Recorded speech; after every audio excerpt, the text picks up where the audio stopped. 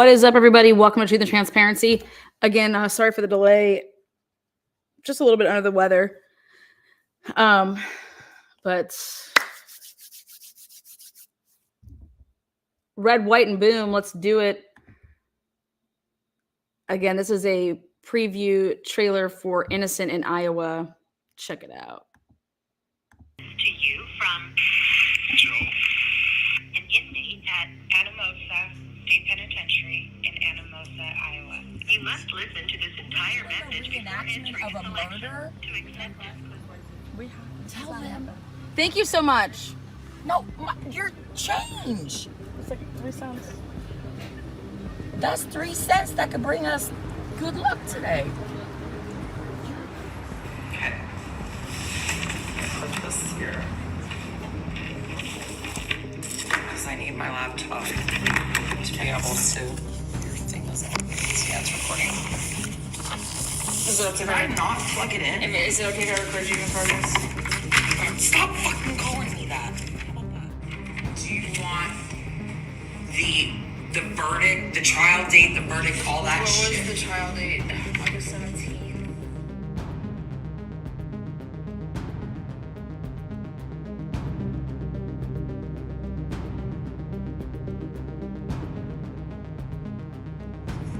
Okay. May 4th. This is why. Here's what I need to know. Are you going to be asking me questions? Yeah, we're just gonna be talking like we are. We're gonna talk. Okay. Yeah. Okay, so where do you want me to start? Do you want me to start with the first crime, which is not that crime? It all comes into play together, which is why it's important to get it all from the beginning. Yeah. Okay? Okay. So I don't even think it's beneficial to start with the jury trial. Orly Culp was found by neighbors and friends inside his modest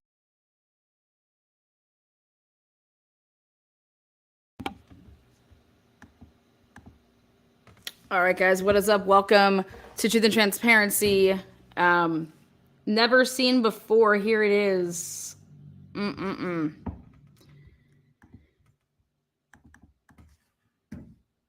gonna have a narrative when you're doing reports. There's a narrative, and then you're gonna have like supplementals.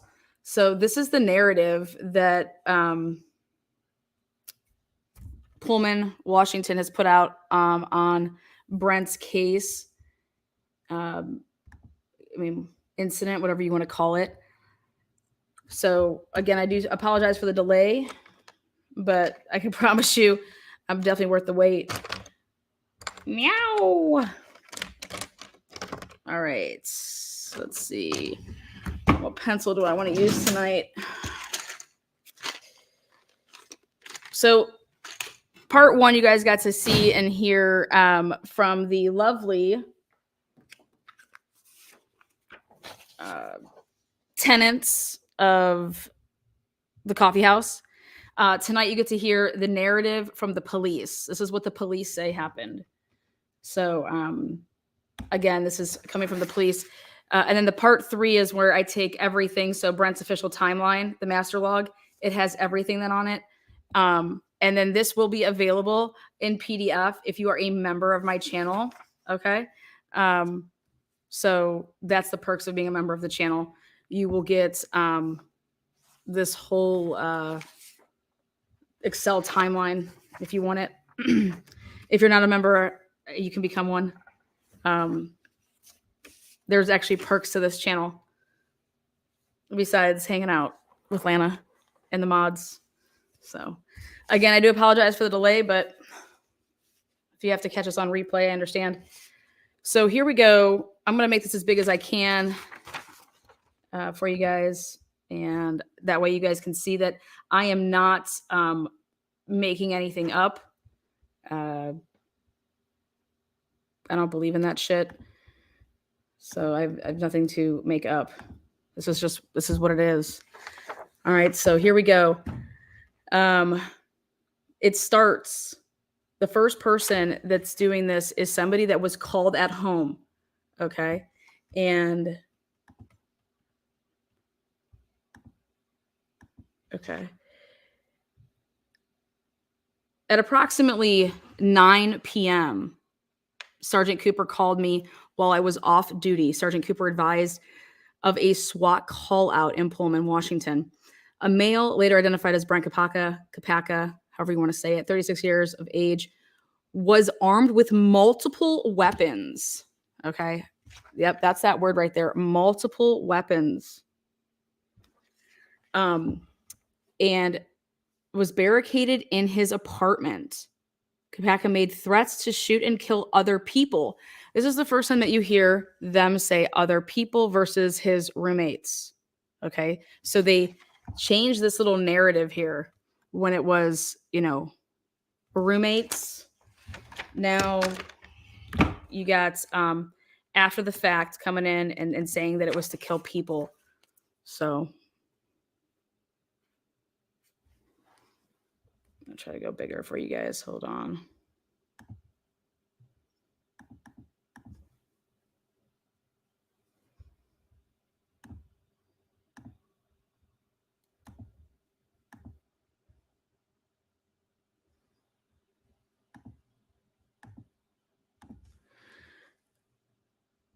All right. So PPD requested all regional SWAT members to respond to assist. The incident was located at the 1000 block of Southeast Lace Hall Street, and then it says 311 in Pullman.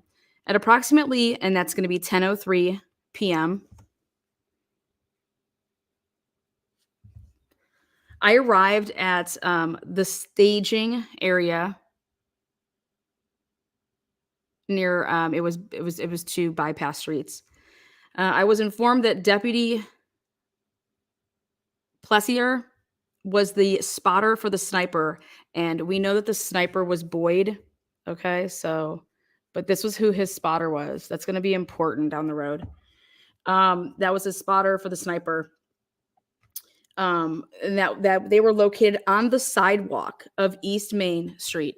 That is where they end up, for the record. So where you guys see that that gun just chilling after the fact, that's where he takes his shot from.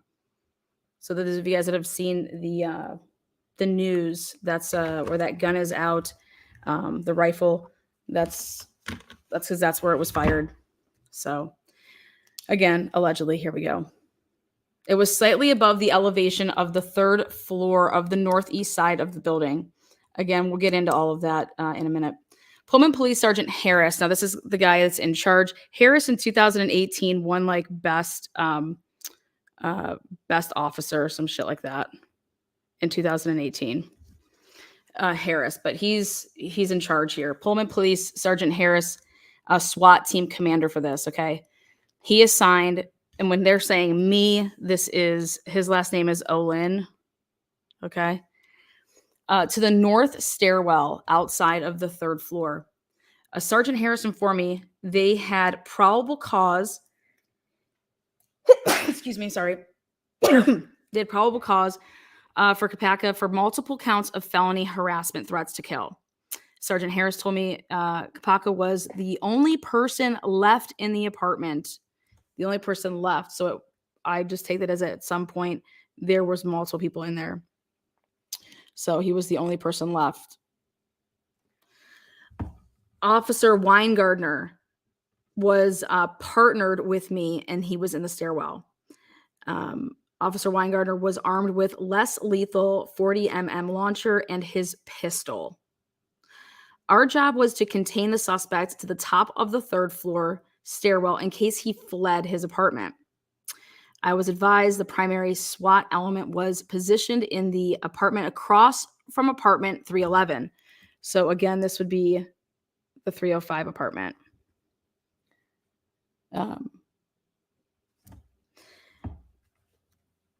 Sergeant Gordon, so there's another name for you, was the team leader for the third floor SWAT element. So Sergeant Gordon is in the room, just so you know. He's the one in charge at 305. He was a team leader for the third floor SWAT element. I heard radio transmissions from negotiators indicating they were unable to contact Brent.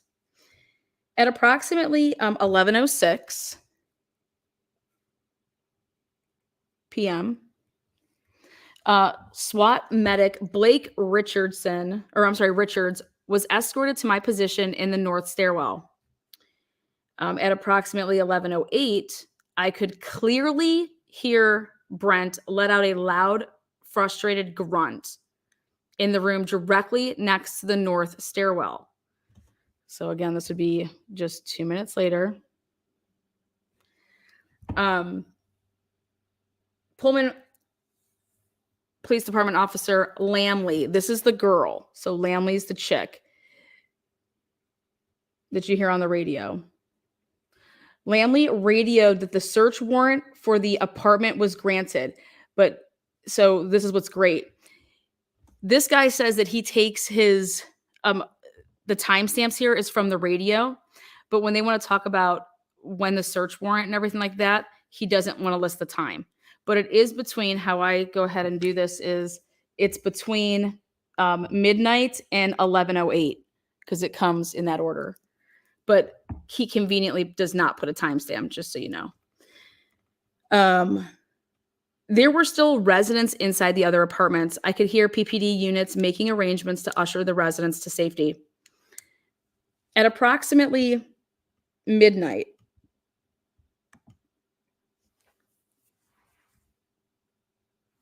let me see if I can make this.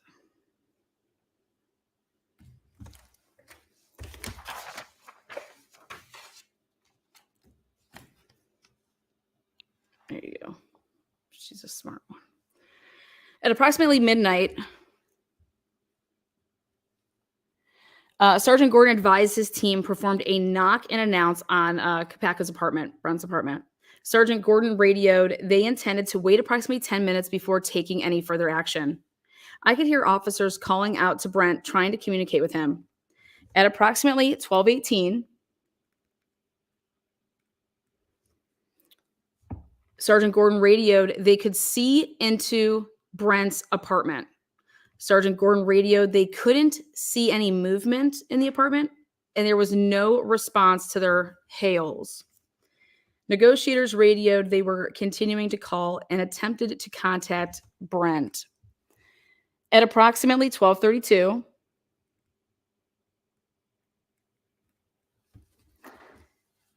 Sergeant Gordon radioed they were having issues deploying reconnaissance assets. At approximately 12:49, Sergeant Harris requested I retrieve my drone. I retrieved my drone from my patrol vehicle and joined the primary SWAT unit on the 3rd floor. So this is Olin, and he is now going to be in room 305 with drone.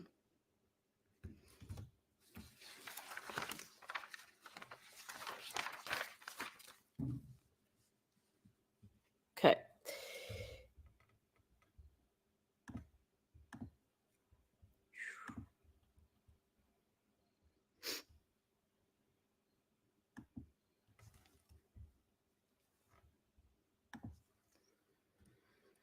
When I arrived on the 3rd floor, I could see the front door to apartment 311 was being held open by a chair. Again, I've said this, we don't know like what chair, from what apartment. The main SWAT element was located in the apartment across the hall. We could see into the kitchen and living room.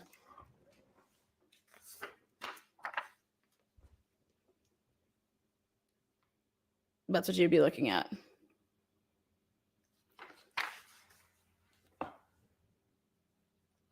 A cell phone was on the 1st floor in the kitchen near the doorway. We believe there was one bedroom on the south side of the apartment. We could see another hallway on the north end of the apartment. We believe there were 2 bedrooms and possibly a bathroom on the north end of the apartment, but we couldn't see around the corner. We could only see one of the north bedrooms. It's like an octagon. It's like this, like this, like this. And then your bathroom is over here. So when like you're talking about this hallway leads to that. This is your kitchen. This is your long living room. This is your balcony over here. And this is the front door. If that's in fact similar to the other ones. At approximately 1:11 a.m., I deployed my drone in the hall outside of Brent's apartment. The drone wasn't equipped with propeller guards. During the initial flight, the drone struck the wall and fell to the ground outside of the outside of the apartment. So it's being held open by the chair, and it never makes it into the apartment. It falls and hits the wall outside of the apartment. During the flight, we could see the north bedrooms labeled B and C. We were able to view the small hallways to the left of bedroom C. Again, the drone wasn't equipped with propeller guards. In the tight hallway, the drone struck the wall and fell to the ground. I tried to take off again multiple times. Oh, wait, I'm sorry. Whoopsies. I didn't think that was right. I skipped down a paragraph.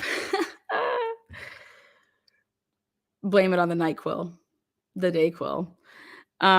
Sorry guys about that. Here it is. During the initial flight, the drone struck the wall and fell to the ground outside of the apartment. So again, out over here.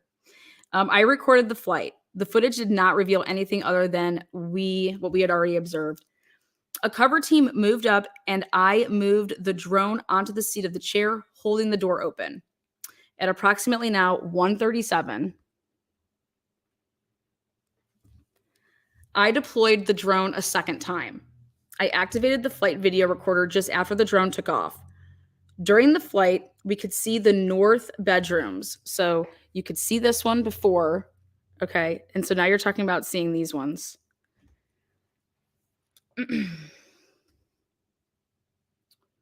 We could see the north bedrooms labeled B and C. We were able to view the small hallway to the left of bedroom C as well. Again, the drone wasn't equipped with propeller guards. In the tight hallway, the drone struck the wall. So it struck the wall. Let me show you back. Going back into like this area. Okay. That's the tight hallway that they're talking about to go back to the bedrooms. And it fell to the ground. Again, the drone wasn't equipped with propeller guards. It was the tight hallway. It struck it. He tried to take off again multiple times. It was unsuccessful.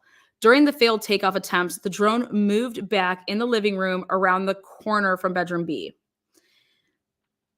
At approximately now, it's 1:44 a.m. At approximately 1:44, Sergeant Harris fired. This is when they say that they'd use their first, they're like tear gas, but you can, I don't know. Sergeant Harris fired less lethal rounds into Kopacka's apartment. Within minutes, units reported hearing Kopacka coughing inside the apartment. Okay. And now what's interesting is he does not say where it's coming from, but that'll come up in a different report. Like, was he outside? Did he throw it through the glass? Did he break a window? Prior to this point, all timestamps in this report are retrieved from the radio log.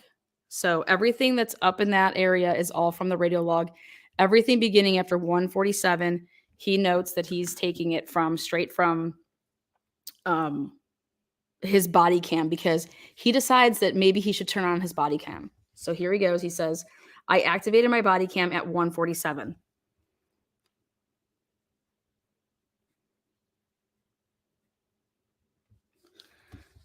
I could hear the negotiators' throw phone continuing to ring. Negotiators, Nathan, so this is one of them,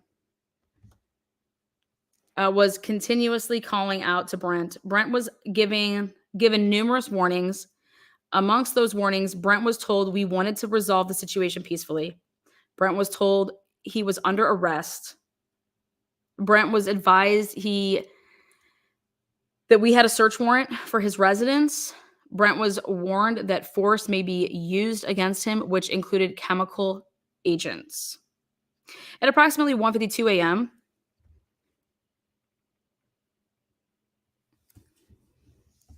one handheld aerosol OC grenade was successfully hand delivered to the north side of the apartment near the north bedrooms. That means that somebody was up in this area to roll it, in my opinion. Okay, hand deliver, like to roll it up in there. All right. And successfully to the north, again, the north bedroom, near the north bedroom. Sergeant Gordon designated team members to go hands-on with Brent when he surrendered. Sergeant Gordon designated a team member to give verbal commands to Brent when he surrendered. He doesn't give the name of, who that was. PPD negotiator Pedrita continued to call out to Brent. Amongst other warnings, Brent was continuously told to come to the front door with his hands up and empty. At approximately 2:01 a.m., one more handheld grenade was successfully hand-delivered to the north side of the apartment near the north bedrooms. At approximately 2:12, Brent could be heard throwing objects around. It sounded like Brent was barricading himself in the bedroom. Okay.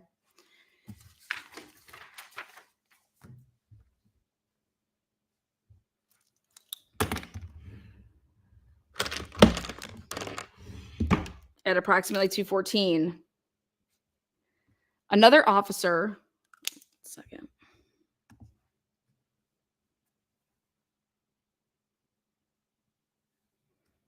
Another officer radioed that Brent could be heard racking the side of a gun and yelling threats. I could hear Brent yelling, but I couldn't understand what he was saying. Again, at 2:14, this is all happening at 2:14, Brent fired one round. Based on the report of the firearm, it sounded like a pistol caliber. I could hear loud banging noises continued to be heard coming from the bedroom. It sounded like Kopacka was throwing items inside the bedroom. Since Brent fired a firearm, Sergeant Gordon chose to not take any action as a way to de-escalate the situation and give Brent the opportunity to calm down. Now remember, this dude is in 305, so he has no idea what's going on outside, the guy that's reporting here. Brent continued to throw objects at the bedroom door, which resulted in loud noises. Other SWAT members were concerned Brent was firing again.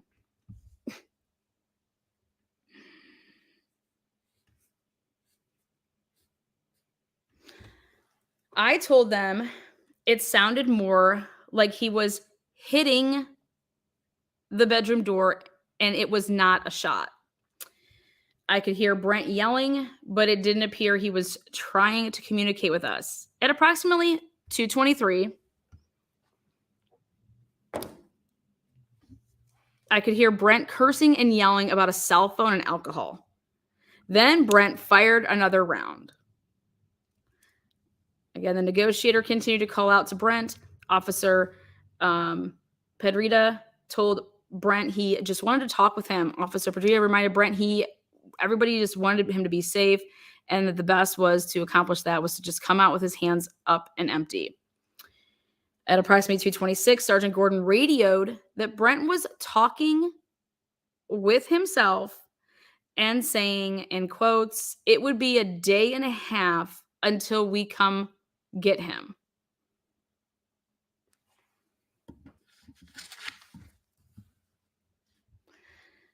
At 3:22, Sergeant Harris reported seeing Brent's head in the bedroom window. This is the first sighting of Brent. You understand that? Nobody is saying that they've seen him, except for Harris here, that he saw his head in the bedroom window at 2:32. WSU negotiator Mueller, not Bueller, as in Ferris Bueller, but Mueller. Again, this name is not on the report. He's not listed as a responding officer, by the way. Was also calling out to Brent. Officer Mueller was also in the third floor apartment. I mean, that was just a big party in that room. Officer Mueller and Officer Pedrita continued to trade positions with each other while the other one rested. At approximately 2:40, Sergeant Harris radioed that Brent was throwing things out of the bedroom window. At approximately 2:43, PPD Commander Brashears radioed there were onlookers gathering at a residence hall on the nearby WSU campus. The residence hall was elevated above, behind, and across the street from our sniper's position. The residents were gathering at the windows and yelling towards the scene. 2 minutes later, at approximately 2:45, he's going to fire shot 3. Brent was yelling back at Officer Mueller, but we couldn't hear what Brent was saying. At approximately 2:47, Brent fired a 4th time. Sergeant Harris and Officer Weingardner, remember, he's the one in the stairwell, okay, indicated the 4th round fired by Brent sounded like it exited the bedroom window.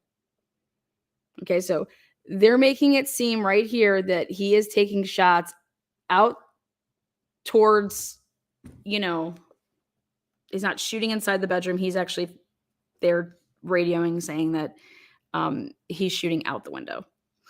At approximately 2:49, he fires his 5th shot. At approximately 3 a.m., Sergeant Harris fired again, less lethal OC, into the apartment.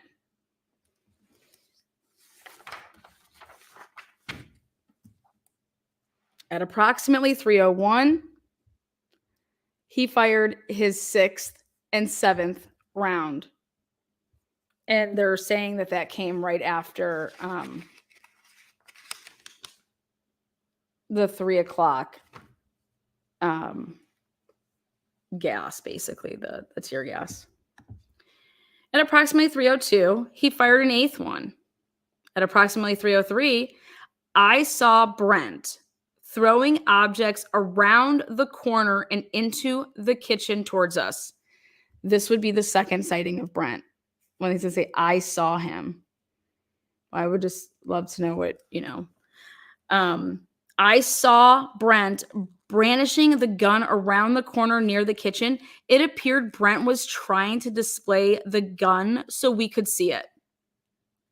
The pistol appeared to be a black semi-automatic pistol. Brent never revealed more than just the gun and his wrist. So this is what he's saying he only ever saw was his wrist.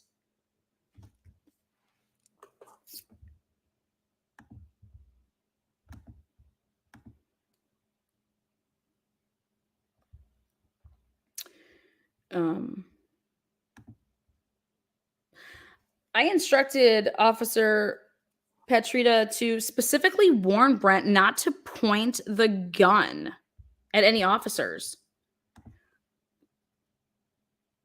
The negotiator relayed the command. This is your negotiator. He continued to warn Brent to leave the gun in the bedroom and come out with his hands up. Brent briefly yelled back after the negotiator called out to him. I could more clearly hear Brent because he was in the small hallway outside the bedroom. Brent continued to talk to himself. Brent went back into the bedroom and closed the door. At approximately now 3:08, okay, Brent fired a 9th time. Then 3:10, Sergeant Gordon, this is the guy that's in charge in the 305 apartment, asked the team for input if we needed to adjust our tactics. I pointed out it would be unsafe to reposition due to our unobstructed point of view and the other residents in the building. We were continuing to use all appropriate de-escalation techniques available to us. We tried to communicate via different avenues, but we were unsuccessful. Appropriate and available non-lethal muttons were used, in an effort to have Brent peacefully surrender. 3:18. He fired his 10th shot. At approximately 3:18 as well.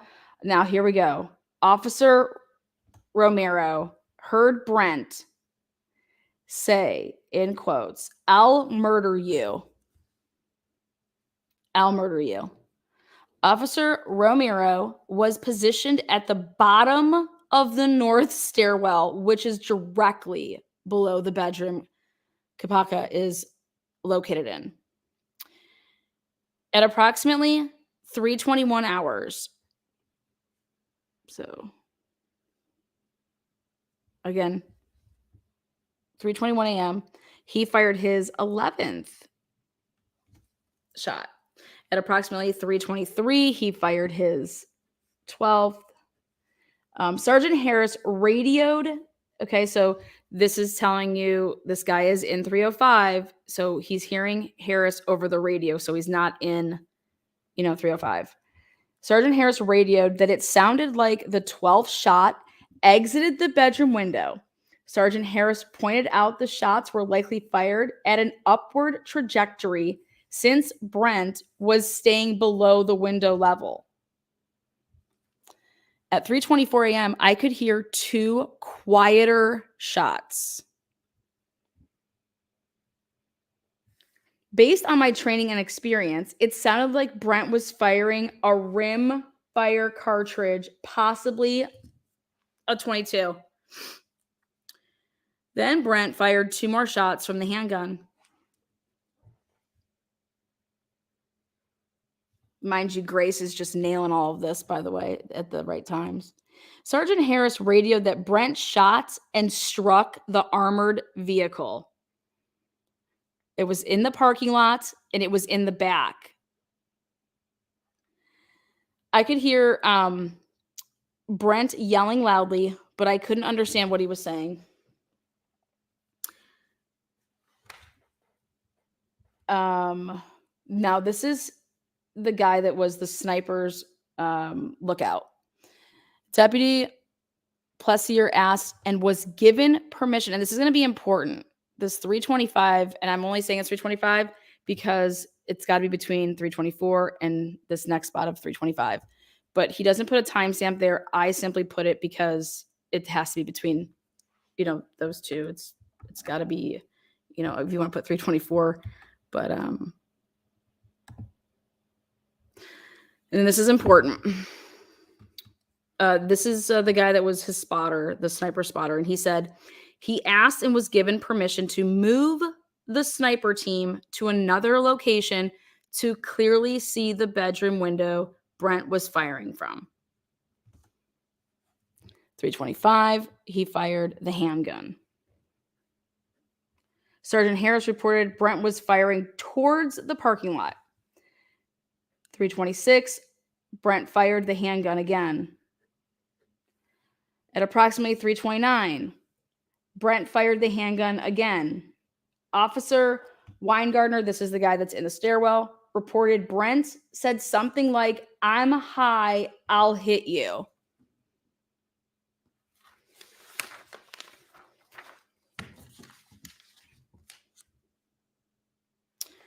Now, again, no timestamp here, but I just think it's so funny. Let me just give you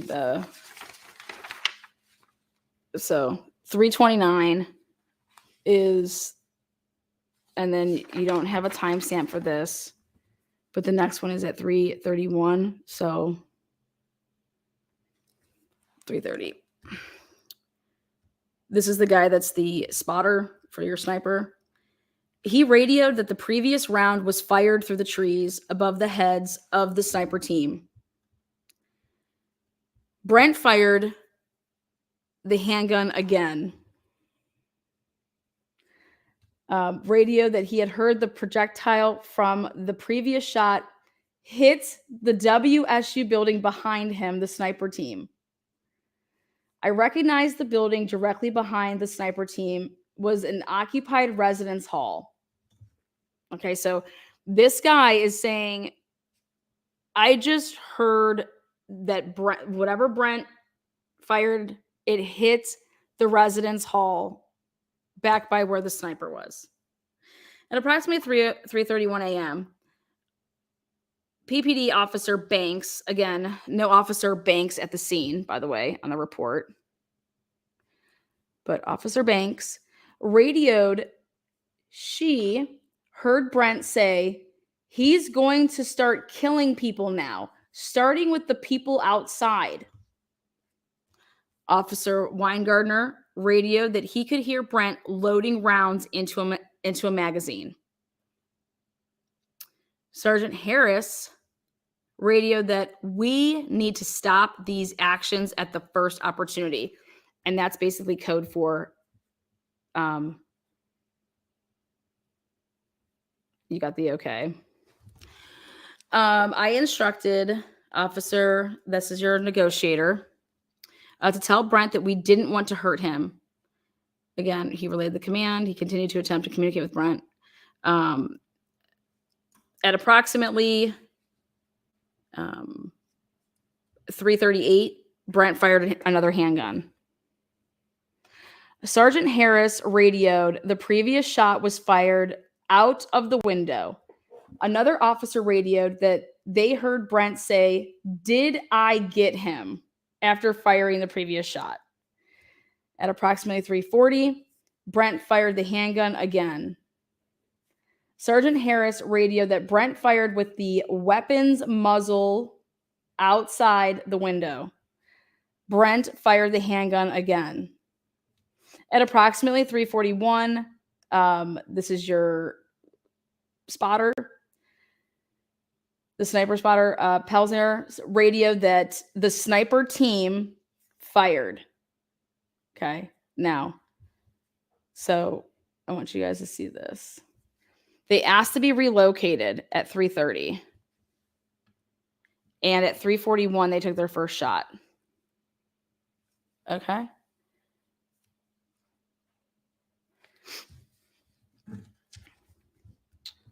So 11 minutes.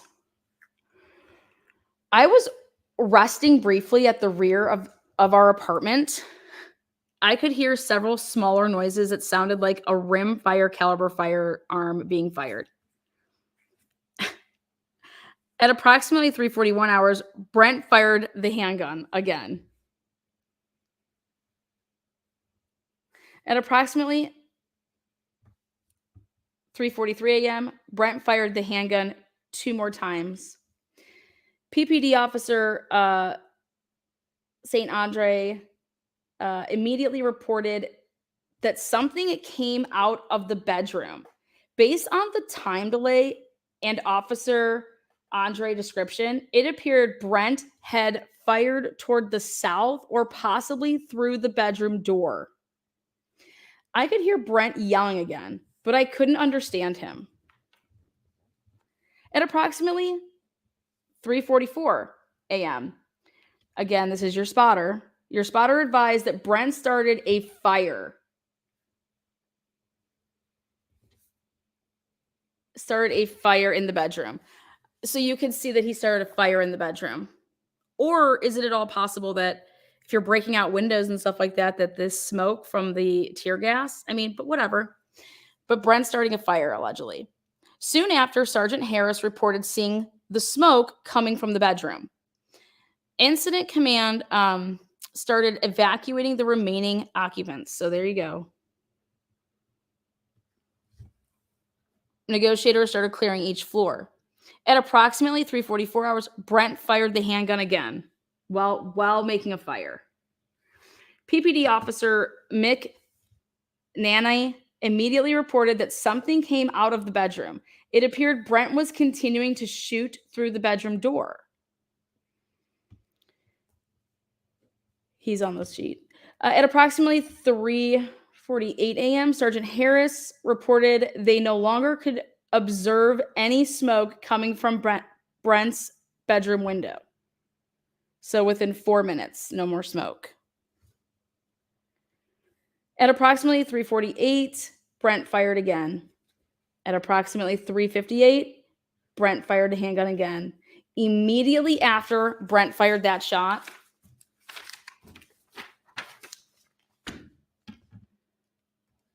it sounded like a large, heavy object fell to the floor. I immediately recognized the sound as Kopacka falling to the floor. This is the spotter, the deputy Plessier, radioed that the sniper team fired and Brent was down. Again, this is your negotiator called out to Brent multiple times, but received no response. We prepared our ballistic shield and pole camera to clear Brent's apartment and moved to render aid when safe and feasible. Our SWAT element announced police and made entry into the apartment 311. We cleared the other rooms and checked for victims. We utilized the ram to break through Brent's bedroom door. Brent's bedroom door was labeled C, but that's not what it would be labeled when he's actually on the lease. It's A, 311A, but I shouldn't say on the lease. That's what they tried to say. I'll get into all that. Brent's bedroom door appeared to be barricaded. Officer Mick Nanny was able to see into bedroom C with the pole camera. Officer McNanny told us Brent was laying on the left side of the bedroom. There was no movement. Our team was able to make entry into the C bedroom. Once entering, Brent was laying on the floor to the left of the door I entered through. Brent was not moving. Brent was laying on his right side, and I could see blood coming from his left ear, nose, and mouth. SWAT medic Richards entered and checked Brent. Deputy Richards reported Brent had a cranial deformity, no pulse, and basically we're not going to do any life-saving measures. Sergeant Harris instructed Deputy Richards and I to remain in the bedroom until relieved. Every item in the bedroom appeared to be thoroughly broken. There was a hatchet. There you go. It was lodged into the wall near the door. At approximately 4:25 a.m., Sergeant Harris relieved us. Based on my body cam video, Brent fired his handgun 27 times. There were additional shots fired by another weapon, but I am unsure what firearm was used. The second firearm sounded like a rim fire caliber. Submitted. Deputy Chris Olin. And this was submitted Sunday, January 1st at about 11:21 p.m.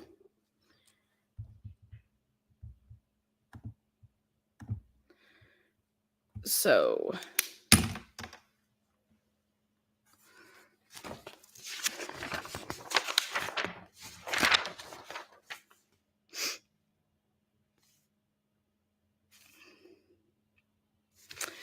what do you guys think?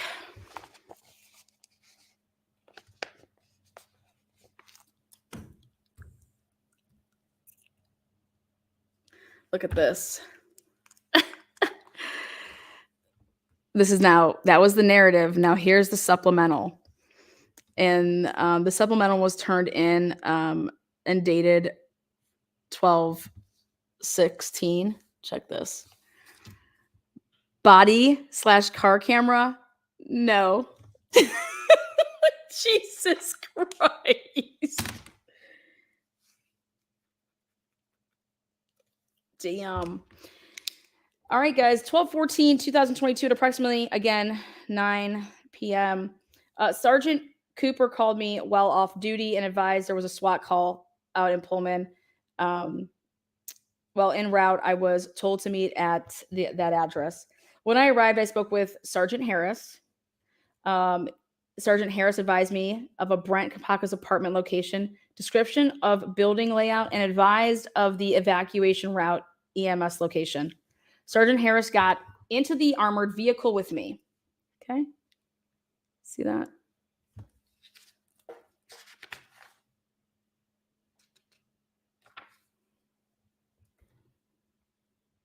This is Miller's report. Okay. So Sergeant Harris got into the armored vehicle with me. I moved the armored vehicle from Latall Street to the parking lot on the northeast side of 1000 Latall Street. I activated the emergency lights on the armored vehicle. The emergency lights stayed activated through the entire incident. Okay. So they're basically saying they're in the parking lot, okay? In the back parking lot.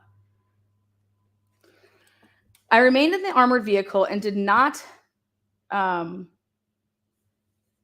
Street to the parking lot on the northeast side. Actually, on the northeast side. Interesting.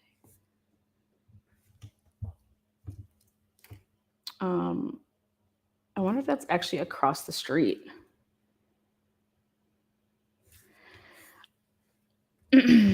Well, you know what? I'm going to check my north and south before I put that. But anyways, I'll continue on. Okay. I remained in the armored vehicle and did not leave until the conclusion of the incident. This person was in the armored vehicle the whole time. Okay. My body-worn camera was not activated. As I only had interaction inside of the armored vehicle with other law enforcement. So fucking what? Unreal, but whatever.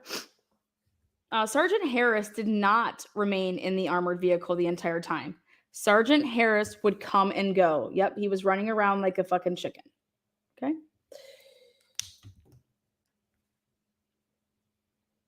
While sitting in the armored vehicle, I did see some people evacuating the building via the south stairwell.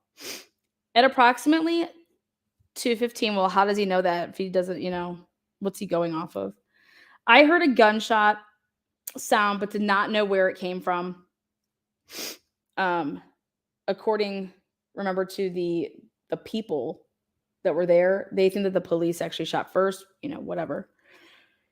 Sergeant Harris, who was not in the armored vehicle at that time, so he was not in the armored vehicle at 2:15 a.m., advised over the radio, shots fired. After the third or fourth gunshot, Sergeant Harris returned to the armored vehicle. So that's going to be around 2:25 a.m. By the way, over the next approximately 2 hours, I heard many gunshots. Some gunshots were louder than others. The louder gunshots, I believed were from Brent firing the gun to the outside towards us, South Main Street and WSU campus. See, I think they were across the way. I'm going to look at that again. After gunshots started, more people started evacuating the building again via the south stairwell. I repositioned the armored vehicle. So I repositioned the armored vehicle so it was now parked under Brent's bedroom window, still in the northeast parking lot. To the north of the armored vehicle was a hillside leading up to South Main Street, which had cars still driving on it. Beyond South Main Street is WSU campus, which has multiple student housing facilities, which had students in them. Between 2:15 and 3:25, I never saw Brent in the bedroom window. I saw multiple items being thrown out the bedroom window. I could hear yelling happening, but due to being inside the armored vehicle, I could not tell who was yelling or what was being said. When Brent would shoot and it was loud, I could see debris. glass, window frame, items struck in the window from him throwing them, coming out of the window. This would lead me to believe the bullet traveled out the window, striking this debris as it exited the apartment building. You guys, I love when I see the word debris. Okay. Anyways. At approximately now 3:25, I saw a muzzle flash from a shot being fired out of Brent's bedroom. I did not see Brent when this happened. I immediately heard a loud thud. After seeing the muzzle flash, based on the sound, I believe the bullet hit the armored vehicle. At this time, I was sitting in the front passenger seat of the armored vehicle. So at 3:25 a.m., he's saying that Harris was in the vehicle with him when struck.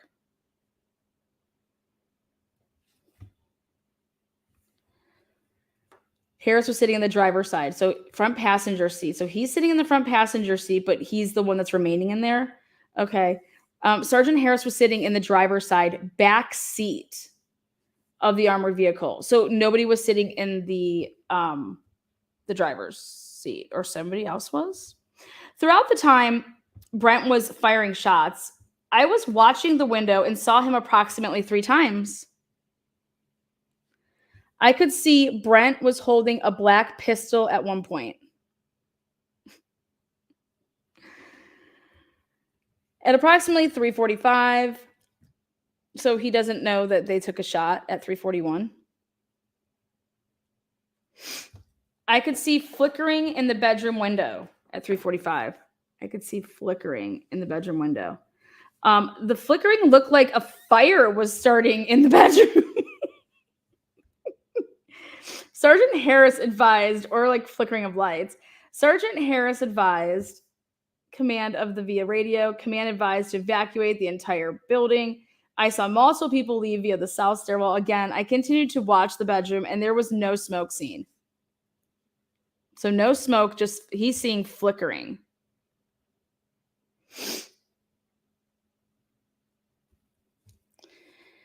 At approximately, so he doesn't mention, though, he doesn't know that his sniper team took a shot. He doesn't know that.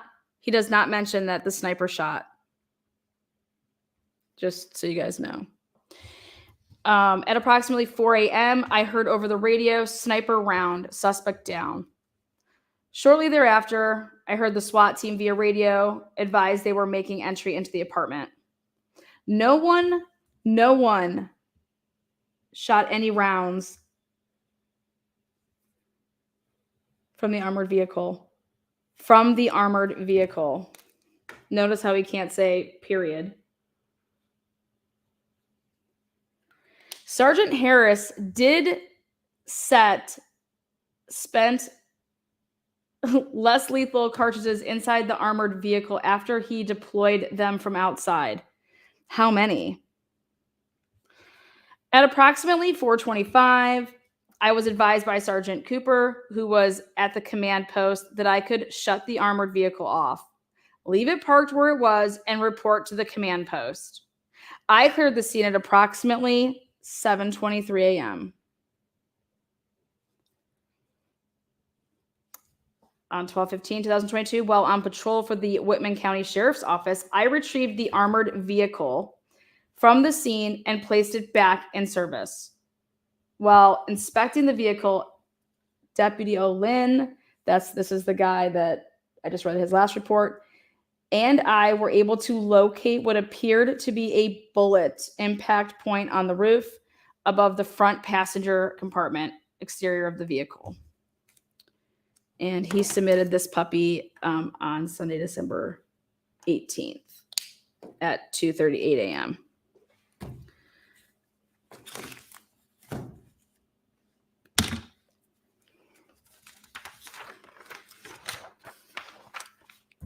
So that was Miller.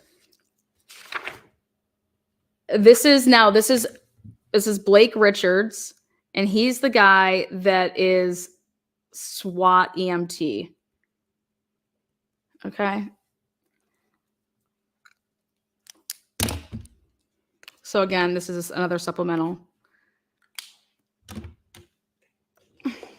At approximately 9, I received a phone call from the Pullman Police Department informing me that that Officer Ruben Harris, again, that's Harris, had authorized a SWAT call out for a barricaded subject with a gun on Latah Street and to report to that location.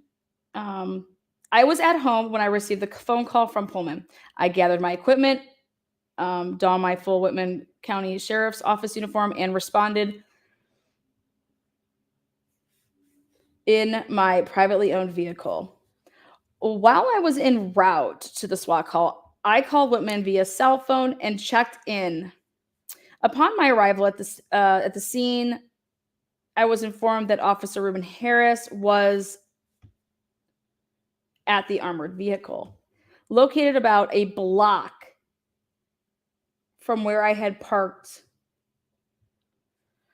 and to report to Officer Harris for further instructions. So he went to Officer Harris to get his instructions and assignment. Officer Harris assigned me to the north stairwell with Deputy Chris Olin and Officer Weingard. So those guys are all in that stairwell.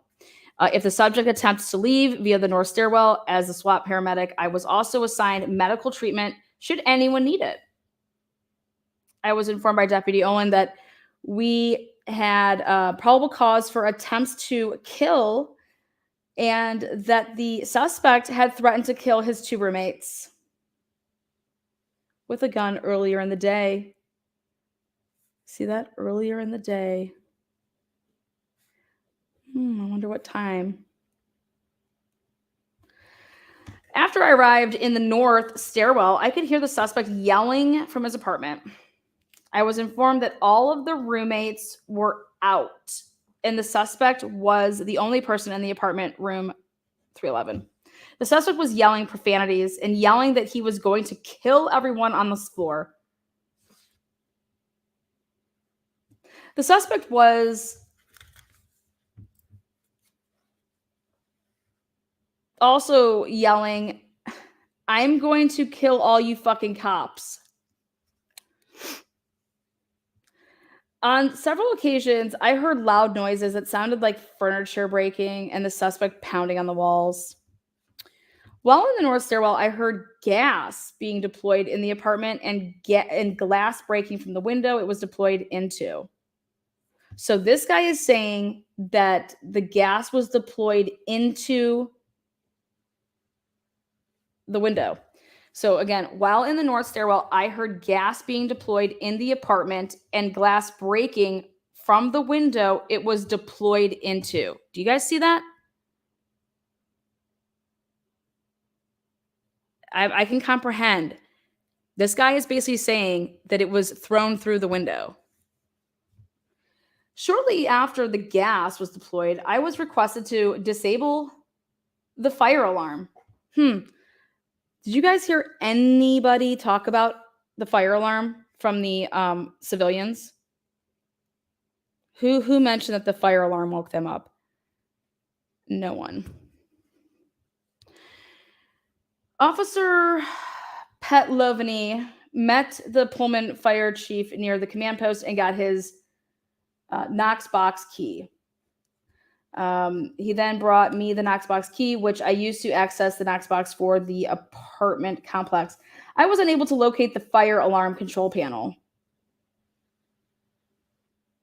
While accessing the keys for the Knox box glass and other objects were landing on the ground within a few feet from where I was standing from the apartment. The suspect was throwing items out of the window, causing the glass to break. I could hear a gun slide racking several times from the bottom of the north stairwell. I relayed this information to Officer Weingardner. Shortly after this, I heard a gunshot and more glass breaking out of the window. I could then hear this suspect yelling, "I'm going to kill you. I'm going to kill everyone on this floor. Oh no, oh no, oh no. They took my alcohol away. They took my cigarettes away. Those fuckers. I'm going to kill them all. There were short periods where the suspect would yell, "Yes, oh yes." What? In a pleasured tone several times. Like, was he having sex with somebody? Pleasured tone.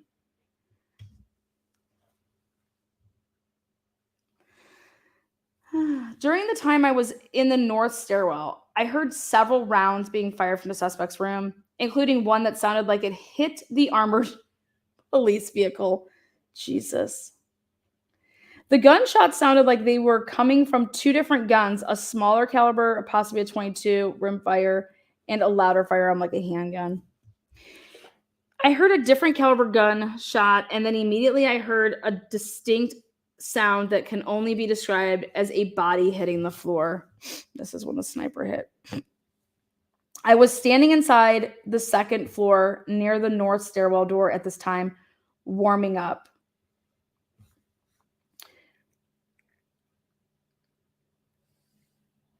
Garrett Willis. I wonder if there's any relation to Willis, was standing next to me and informed me that it was our sniper team that fired the round and that the suspect was hit. Garrett and I responded to the third floor and met Reuben Harris on the top of the third floor landing.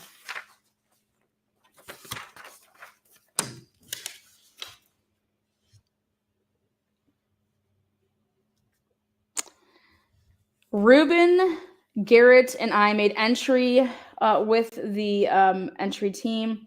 Once inside the apartment, the door to the room that the suspect was located in had to be breached with a ram. Prior to using the ram on the door, Officer Gordon attempted kicking the door open and kicked a hole in the door. Interesting.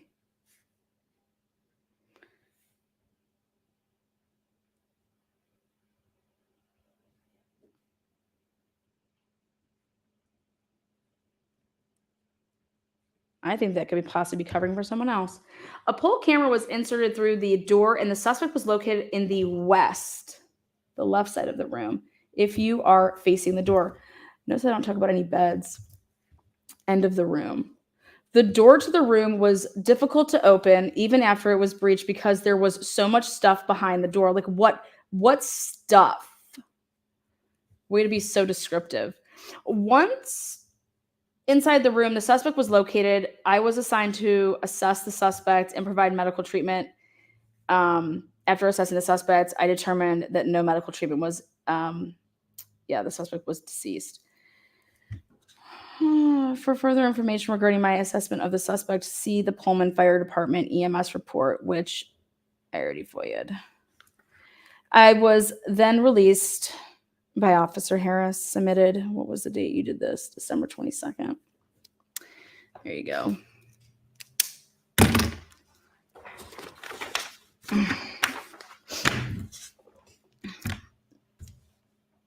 All right. And this is the last one that WSU does. The other ones are from the investigation of what they did.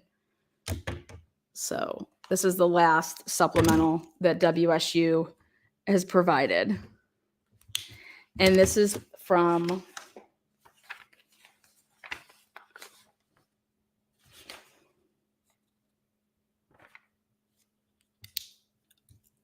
okay. Again, this is going to be 8:58 p.m. Pullman Police records officers called my work cell and advised that SWAT Commander Harris was calling the team for an incident on. I responded to the Pullman Police Department where I spoke with Sergeant Gordon and he advised that there was a barricaded subject. So if he responded to the Pullman Police Department where he spoke with Sergeant Gordon, that means Gordon wasn't there yet. You guys see that? So at 8:58, based on police record, officers called my work cell phone. So this is really important. That means at 9 p.m., Gordon isn't there yet. So just so you know, they're at the police department, okay? Because he was just called at this time. Then he has to like get his fucking shit together and get on over to the police department, okay? So, they're already all talking about that he's barricaded in his room already. Like this is so fucking pathetic. Commander Brashers showed me on Google Maps where the apartment complex was located. I advised Sergeant Gordon, Sergeant Boyd, that's your shooter. I advised Sergeant Gordon, Sergeant Boyd, and I would deploy as a sniper observe team somewhere to the east of the complex. So yeah, this is the sniper lookout supplemental. Sergeant Boyd arrived and I advised him he would be the sniper on this mission and I would be the observer. He made that decision. Sergeant Boyd and I deployed in a vehicle. They hid in the north parking lot of Cella's restaurant at 1115. That's where they parked. Okay. When Sergeant Boyd and I were in position, I called Commander Harris and asked him which apartment the suspect was in. Commander Harris advised he would step out in the north stairwell and use a laser to indicate which apartment the suspect was in.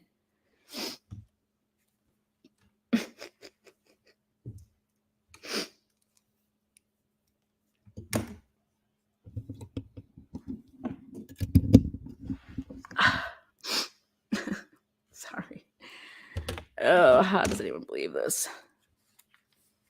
So he was going to use a laser to indicate, where it was at. We adjusted our vehicle position where we could see. So it was the third floor, apartment 311. And then he said, we adjusted our vehicle position where we could see 4 windows to the apartment. Our position was approximately 40 yards from the suspect's apartment, 40 yards away.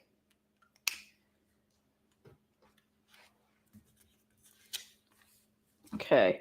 I Commander Harris, texted him.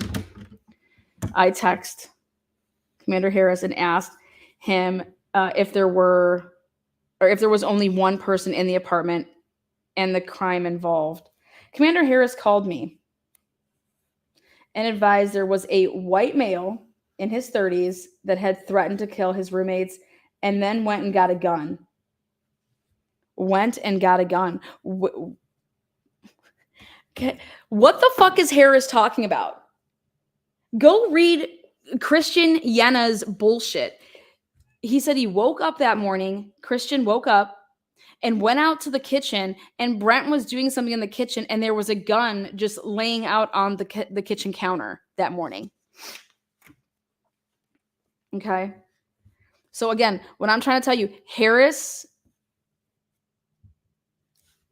I believe Harris, you should be investigated because I don't know how you got that. If Lamberley or whatever the girl's name is gave you the information where these guys are like, no, we didn't think he was going to do anything to us. But so yeah. He advised all of the other occupants of the apartment were gone. He said occupants, so like who else was there besides the people that live there? Near the building of SWAT members taking their positions and negotiators attempting contact with the suspect, later identified as Brent, I could see a person in the apartment walking back and forth from north to south in the apartment. After SWAT members make initial voice contact with Brent, I did not see anything move in the apartment for quite some time. Gas rounds were launched. You see, launched. And now they're talking about hand delivering.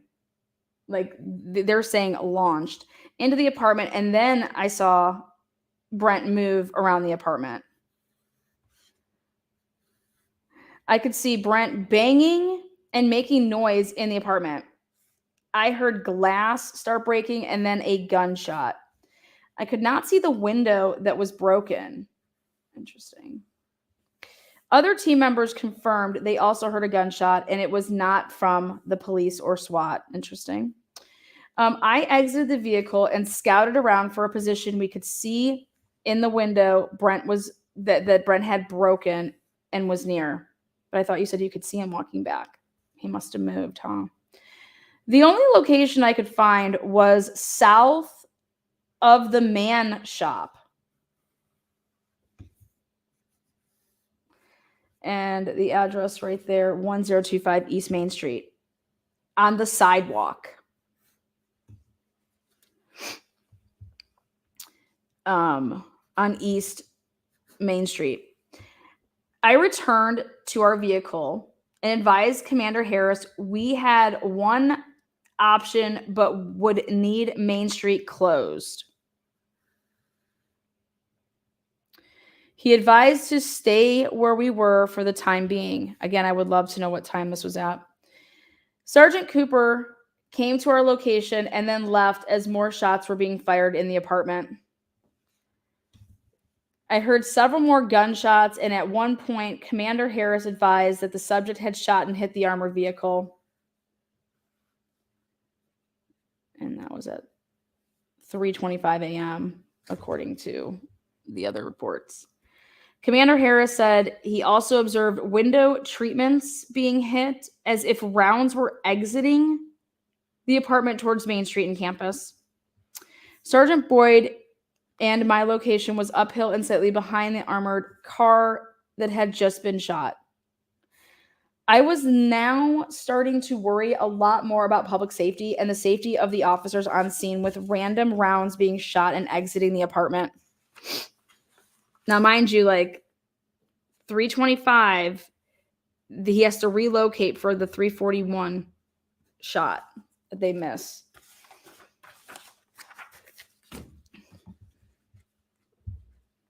Sergeant Boyd and I changed locations. There you go.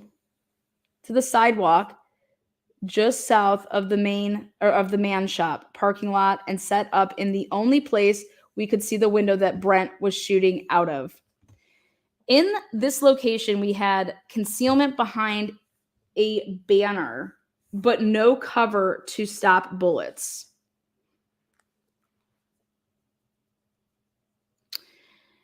I moved the vehicle we were in to the man shop parking lot so it was closer to retrieve gear from. Okay, think about this. You're doing all of this between 3:25 a.m. to then shoot your first shot. Okay.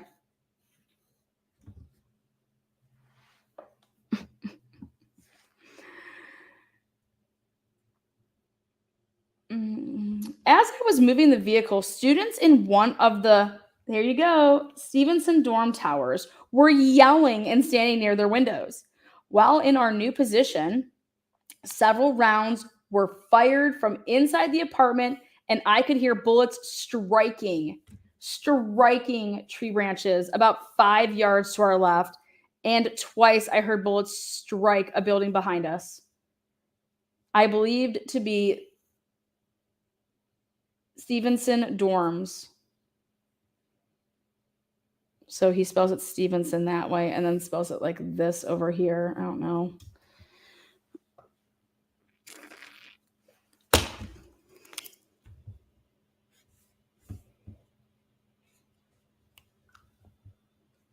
At this time, I was more concerned that Sergeant Boyd or I may be struck by a bullet from Brent, based on how close to us the bullets were hitting the trees. I believe the rounds I heard hit the Stevenson North building based on the possible trajectory. I advised via radio bullets were striking trees near our location and buildings across Main Street. Fuck out of here.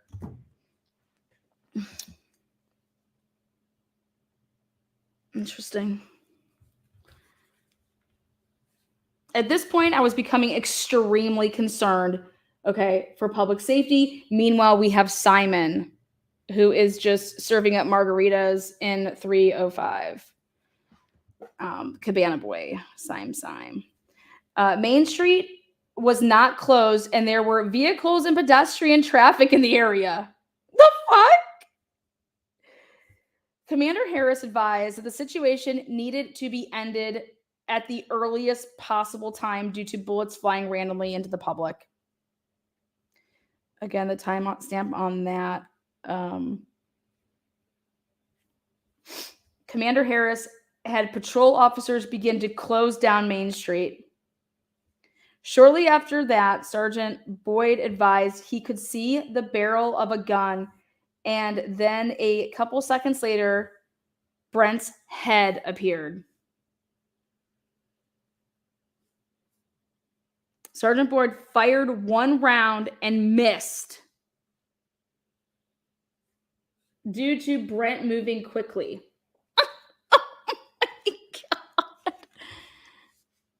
Oh my God.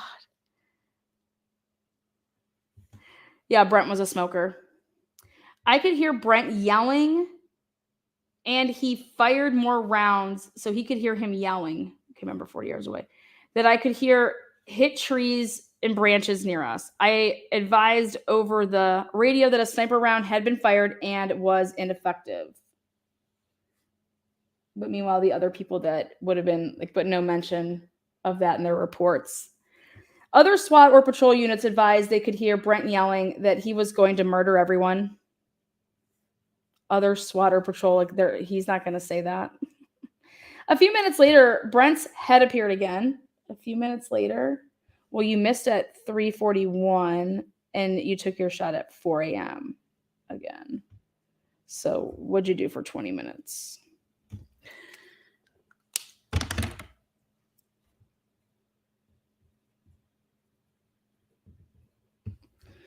Sergeant Boyd fired, Kopacka fell straight down again. So a few minutes later, no, it'd be motherfucking 20 minutes. God, what do these people think a few minutes later is? Like, fuck. I wonder what they think about sex then. I lasted for just a couple seconds. I advised over the radio that sniper had fired and that the subject went down. Sergeant Boyd stayed at the rifle until SWAT team members entered the room where Kopacka was. Yeah. Sergeant Boyd and I stayed with our rifles until we were relieved. They had to stay with their rifles until they were relieved. When we were relieved, Officer Westerman took me to the Pullman Police Department. Detectives, officers, photographed the clothing I was wearing, items I had on me and inventoried, and my pistol round. We were counted and inventoried before my gun and gun belt were returned to me. Washington State Patrol Detective Corkins arrived and took photos and asked me in general what had happened and where approximately the rounds from the suspect may have hit the buildings. So they had to leave their guns there.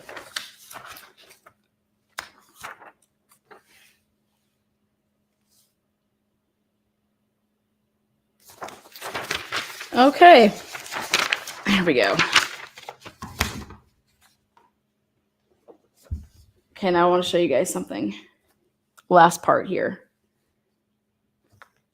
That name's in there. It's actually, we have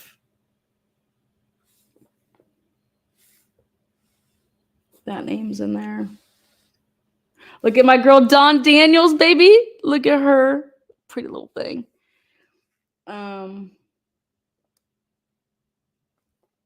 He's in there. Gordon's in there. Boyd's in there. He's in there. He's in there. He's in there. He's in there. Look at Daniel Tanego. My little boy, Daniel.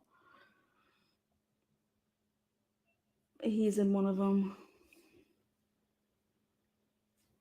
Cooper's in one. He's in one. This is Randy Moore.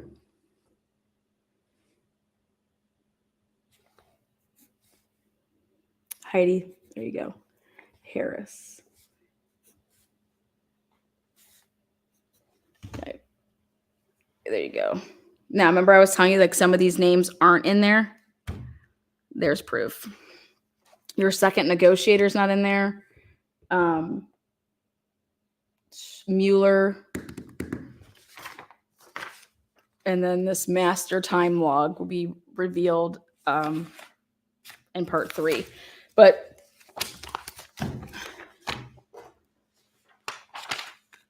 so part 3 will have then, this is your incident report for like the report within the report of their job. So what do you guys think about this? How can I be of service? So what is good in the hood? Welcome. I just want to take a look at your guys' thoughts, questions. I wasn't even remotely by over here for me to do everything how I wanted to. But if you believe this, kudos to you. Anyways.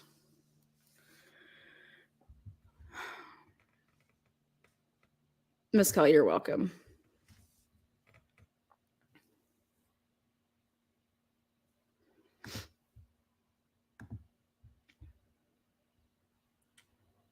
So what do you think are the big things that stick out to you guys? Allegedly, wait, actually, you know what? I'm going to go ahead and just call them right now on the phone.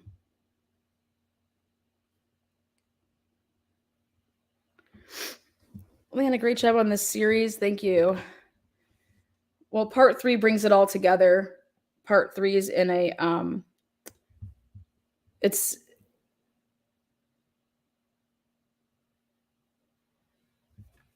it puts it all in perspective.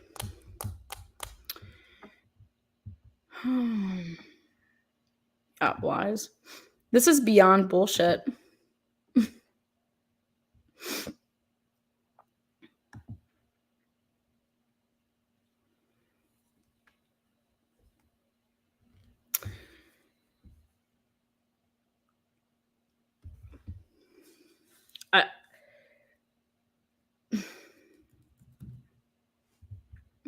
Oh, thank you. Appreciate that.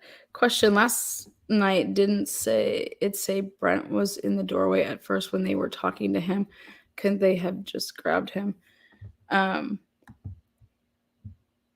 they have all, this is just, everything's contradicting each other. I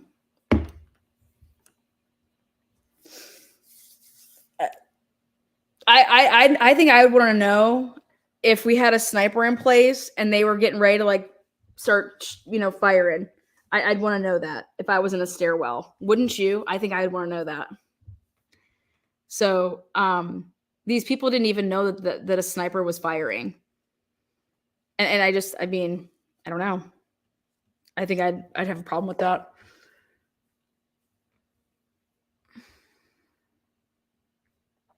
He was under arrest for making threats to kill people, even though his roommate said that when they were questioned, that they weren't saying that to him, though. I mean, to them. It's just crazy. But earlier in the day, allegedly, he was at Tokyo, Seoul, and that he had gotten into something, and he was dealing with something with Pullman Police Department. So I'm just going to go flat out and just call them. I was thinking about calling right now. I wonder if they're open. Fuck it. I can at least find out who the owner is. Korean barbecue. There we go.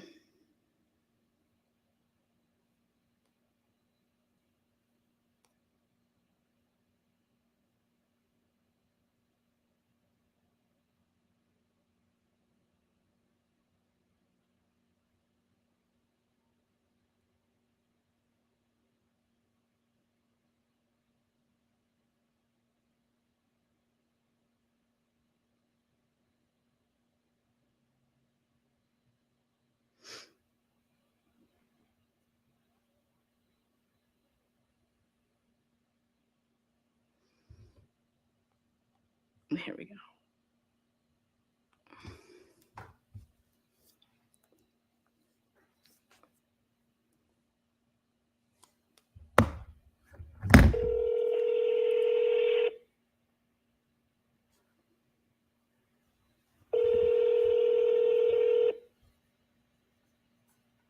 I think this is crazy. Nobody wore body cams. Hello, Tokyo Soul. Can I help you? Oh yeah, hi. I was wondering, do you guys have a bar? We only have a really small little bar. Yeah. Oh, okay, but like I could come there with like and bring a date with me. You can't sit in a bar though. Oh, I can or can't? Cannot, yeah. Oh, well then you just sit at a table? Yeah, you have to sit on the table. Okay. And do you guys allow us to have parties? Like, can I like rent out the place? Can I throw a party? What do you mean? What was that again? Can I rent out your building? Can I throw a party?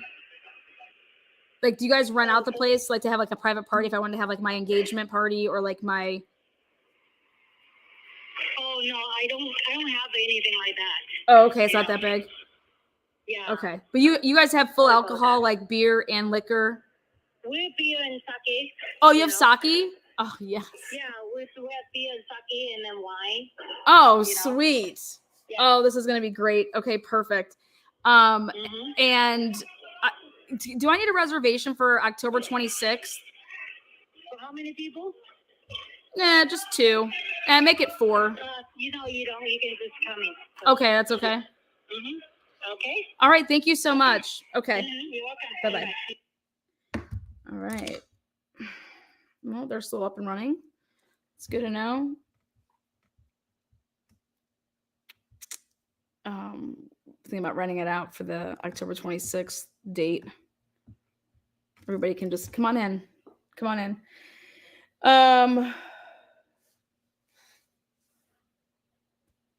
So you can't sit at the bar, but you can sit at a table. He got into some altercation allegedly at that place that day. And Pullman police, like he had it, like they were there with him. God, now I want Chinese food. Fuck. I just really want some, let's see.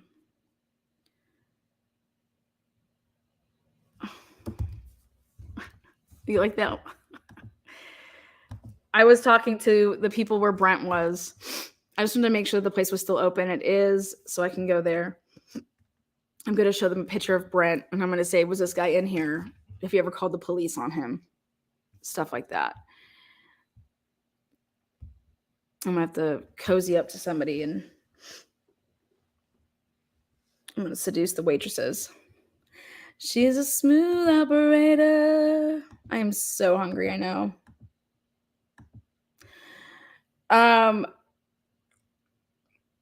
So you have all these people there. You have 4 reports. You have all these people here. You have 1 body cam. And the body cam is 6 different body cams, which we're trying, like, they need to give that up. We don't have the 911 call. We don't know who the 911 caller was. I believe that the call lasted for 9 seconds. So that's interesting to me. A 9-second 911 call. Have you guys ever heard of that? 9 seconds. That's how I read the...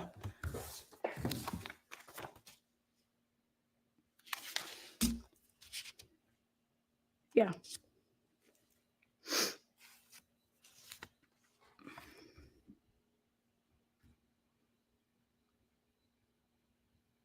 See? They were telling everybody that the call was at 8:37. Thought that was weird too. Unless the caller wasn't, distressed. Unless the caller was dying. Maybe it was Brent calling. Maybe Brent called the police. Leanna, are you going to Idaho for the trial? Fuck yeah, I am. I got a pass.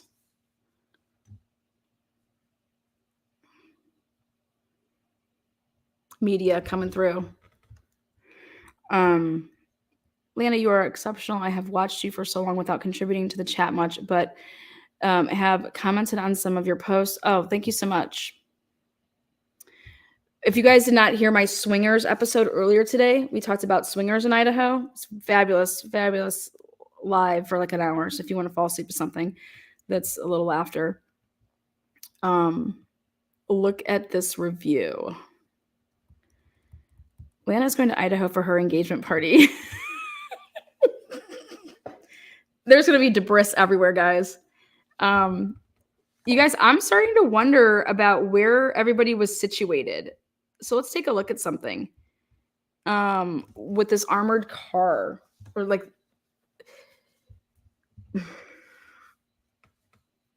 let me put in this address first. Let me pull up my Google Earth. Google Earth, help me.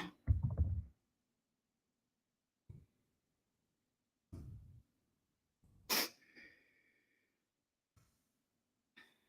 I'm so sick. What was that address again?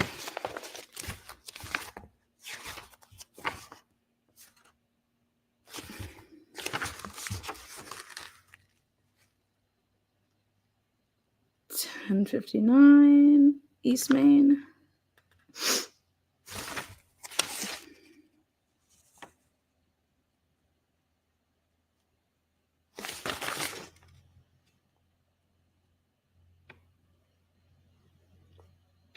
Okay, let's put in this.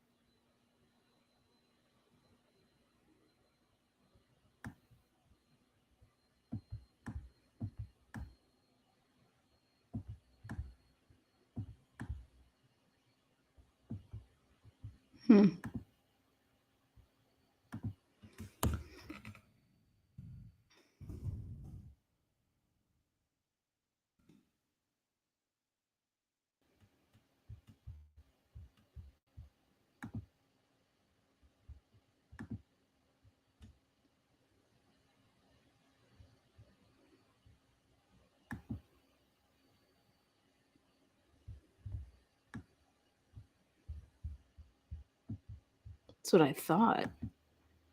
Holy balls.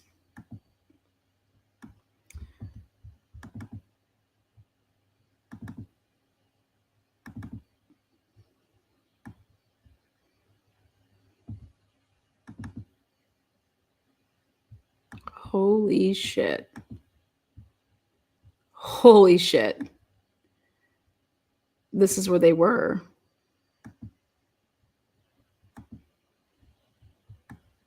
Right here.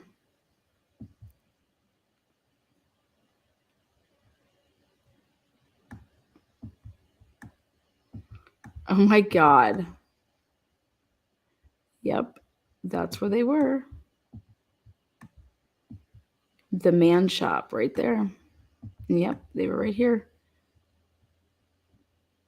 There you go.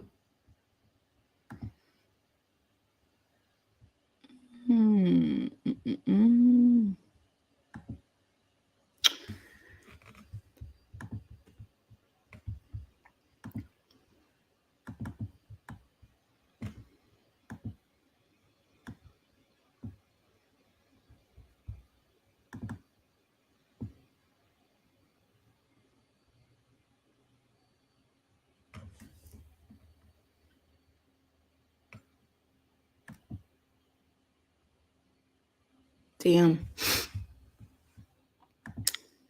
There you go. That's where they shot from. Right here.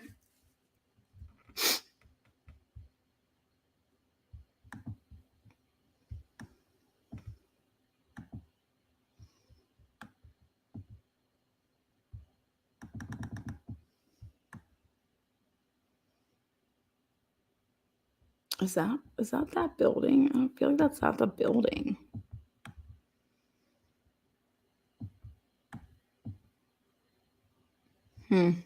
No, it's gotta be this way more.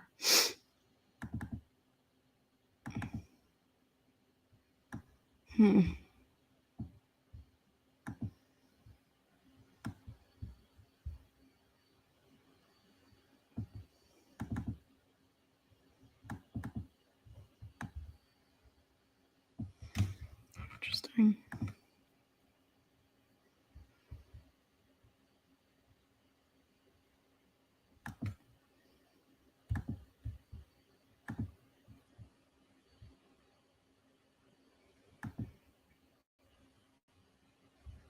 Yep, there you go.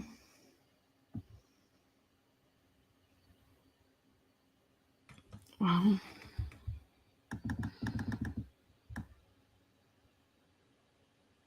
Talk about a perfect, I mean,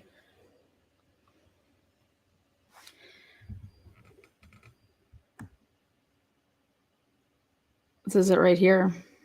Damn. Well, there you go. What are the odds that somebody would live in an apartment complex that is like perfect to just fucking shoot into? Like if he was on the first floor, that would have never been able to happen. If he was on the second floor, not, you know.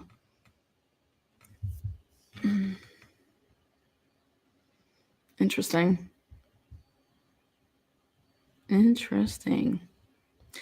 I think Brent was lured there, so I don't give a fuck what anybody says. That is way too fucking easy. Why the fuck would a military dude, like, he would know exactly where they were fucking gonna be shooting from. And you just put yourself in the middle of the hallway. Or what about the bathroom? The bathroom has no fucking windows. Who the fuck would barricade themselves in a bedroom with windows versus a bathroom without windows? Who the fuck would believe this? Fucking bullshit. Get me the fuck out of here. This is unbelievable. I would know to do that, and I hate guns. We should all have guns if we want guns. I'd rather just talk out my problems. He missed from here. Like, you could never see it. This is just crazy to me. So there you go. He missed from here.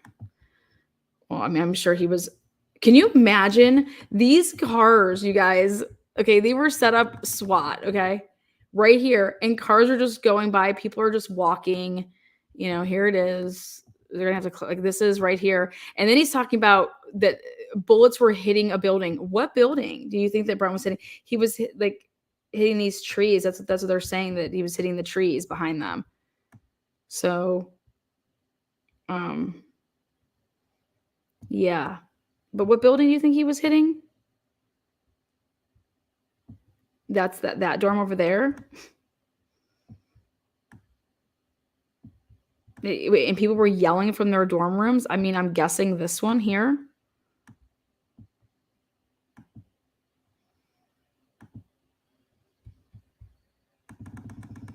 Oh, shit.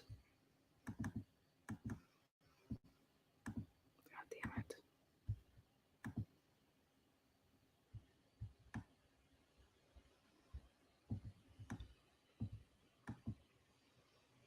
No. Be that one.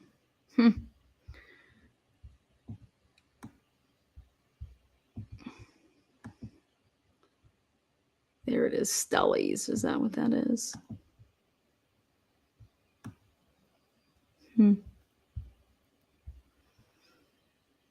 Interesting.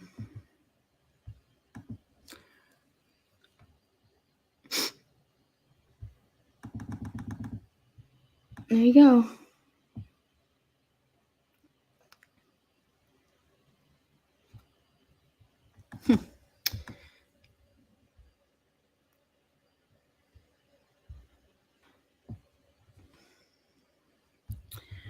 Well,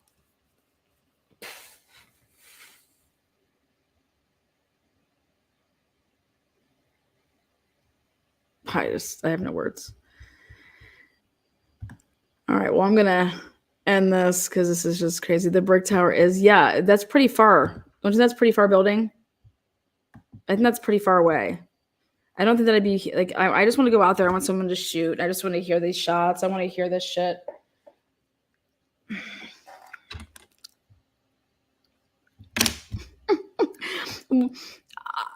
Can I just say that if I lived in that apartment complex, I would be like this with my phone. Record. If I was up in those dorms, record, and I would just record. Unreal.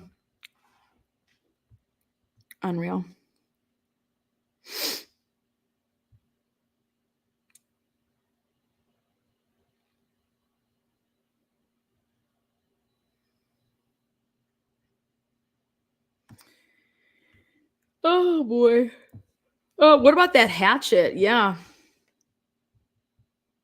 Right down the road is Tokyo, so on the corner. Yeah. Isn't that going to be great?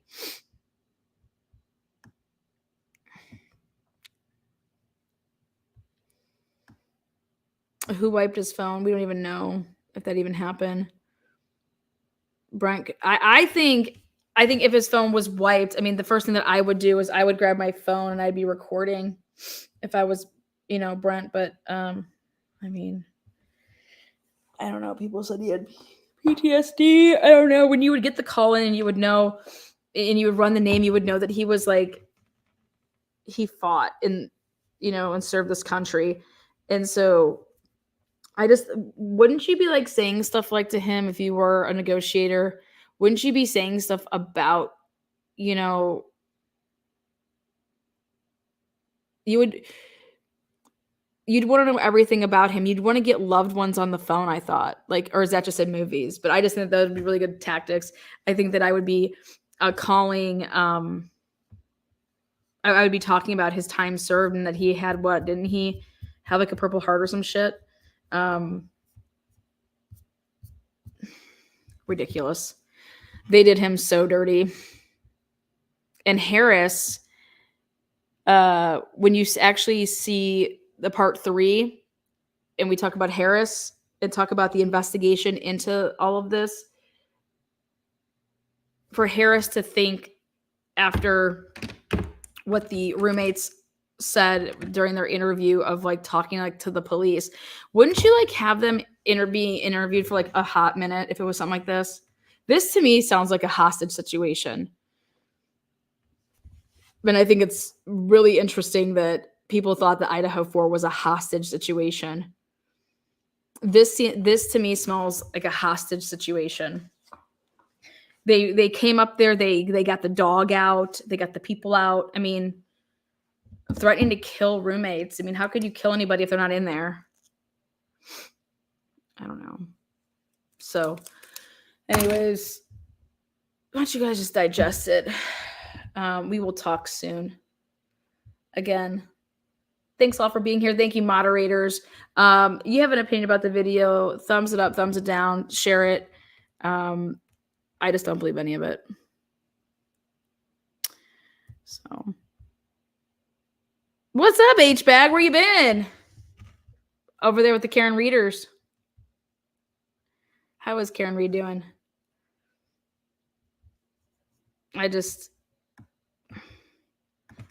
I'm not feeling like Turtle Boy making it about him. I feel like that's just some stuff that's happening, and I think that the focus needs to just be on Karen Reed's case. So I think that that's where the focus should be, is just on her case. And I know that there's no way that Alan Jackson doesn't want it that way either. So I get you. Yeah.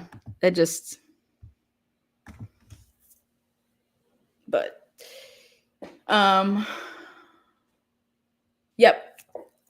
That is a reminder that on October 26th, Brent Kopacka is in the courtroom, and Truth and Transparency has people there, I said, fuck it, I should just go knock on Ann Taylor's door and say, what's up, girl? Wow, this was a great live. Thank you everyone for supporting. Have a great night. Aw, thanks. But yeah, part 3. I'm putting it all together. I think I said it was Sunday night. I like Sunday night, big explosive lives. So I think I mean, if I was Brent's family, fuck it, we'll just. I'm gonna start calling his brothers. I want to know what brother lived in these apartments. Why he would think that, you know. I don't think Brent was that far gone. Lana, will you be wearing a body cam when you sit down with Don Daniels at Hooters? Yes. I'm only talking to Don Daniels if we go to Hooters in Pasadena. Pasadena, where you at? So, again, thanks again, mods. You guys rock. What is the 26th hearing about? You know, who knows? Maybe Judge will make a decision.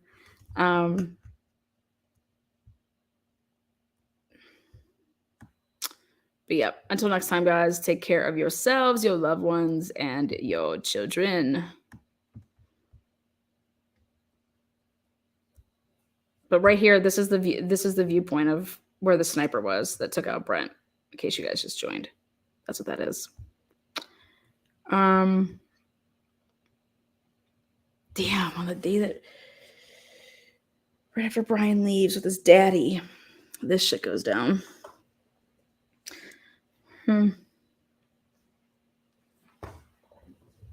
Oh, thanks, dog mom. Appreciate that. This is just so sad. If my fucking son got killed like this, I'd be I'd be in jail. I'd be like, Boyd, let's go. See you guys. Yeah, clear shot. I mean, but you don't have to be.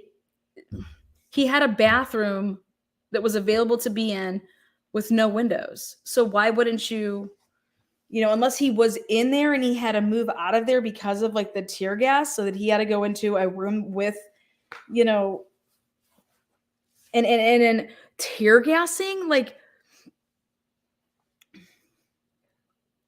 if he's just in there not doing anything, not being loud, they couldn't hear him for over 2 hours. So they said to themselves, let's just start throwing tear gas. Why? He's not doing anything. Maybe he was drunk and he fell asleep. You know what I mean? And he would have like woke up, like, cause he, you know what I'm saying? Like, why?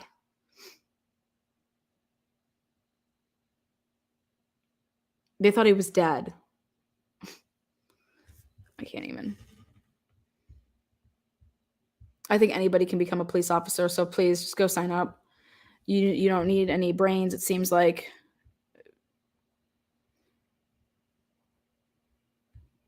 Peace out, Girl Scouts.